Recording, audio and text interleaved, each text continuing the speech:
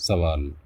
جناب نے سورہ مومنون کی تفسیر کرتے ہوئے متع کے متعلق حضرت ابن عباس اور دیگر چند صحابہ و تابعین کے اقوال کو نقل کر کے ارشاد فرمایا ہے کہ یہ سب حضرات اضطراری صورت میں متع کے قائل تھے۔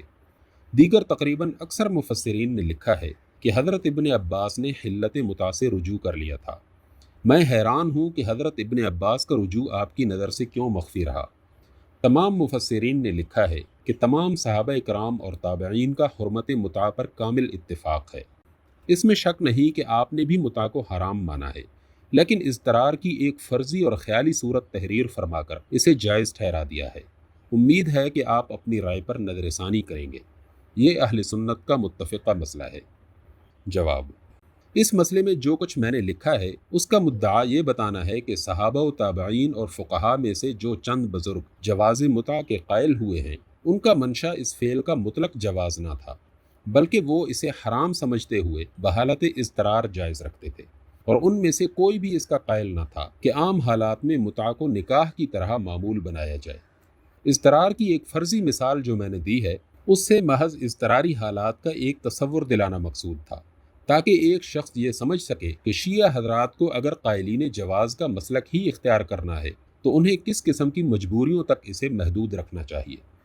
اس سے میں تو دراصل ان لوگوں کے خیال کی اصلاح کرنا چاہتا تھا جنہوں نے اضطرار کی شرط اڑا کر متع کو مطلقاً حلال ٹھہرا دیا ہے۔ لیکن افسوس ہے کہ میرے طرز بیان سے آپ کی طرح بعض اصحاب کو یہ غلط فہمی لاحق ہو گئی کہ میں خود حالت اضطرار میں اس کو جائز قرار دے رہا ہوں، حالانکہ میں اس کی قطعی حرمت کا قائل ہوں، اور اب سے کئی سال پہلے رسائل و مسائل حصہ دوم میں اس کی تصریح کر چکا ہوں۔ بہرحال آپ مطمئن رہیں کہ نظر ثانی کے موقع پر اس عبارت میں ایسی اصلاح کر دی جائے گی کہ اس طرح کی کسی غلط فہمی کا امکان نہ رہے۔ یہ امر ملحوظ خاطر رہے کہ دوسری صدی ہجری کے آغاز تک متع کا مسئلہ مختلف فیہ تھا، اور اختلاف صرف اس امر میں تھا کہ آیا یہ قطعی حرام ہے یا اس کی حرمت مردار اور خنزیر کی سی ہے جو اضطرار کی حالت میں جواز سے بدل سکتی ہو۔ اکثریت پہلی بات کی قائل تھی اور ایک چھوٹی سی اقلیت دوسری بات کی۔ بعد میں اہل سنت کے تمام اہل علم اس پر متفق ہو گئے کہ یہ قطعی حرام ہے، اور جواز بحالت اضطرار کا مسلک رد کر دیا گیا۔ اس کے برعکس شیعہ حضرات نے اس کے مطلق حلال ہونے کا عقیدہ اختیار کیا اور اضطرار کے معنی ضرورت تک کی شرط باقی نہ رہنے دی۔ اس بحث میں جو بات میں کہنا چاہتا ہوں وہ یہ ہے کہ متع کی حرمت تو بہرحال ثابت ہے، اور مطلق حلت کا خیال کسی طرح قابل قبول نہیں ہے۔ البتہ سلف کے ایک گروہ کی رائے میں اس کے جواز کی گنجائش اضطرار کی حالت کے لیے تھی،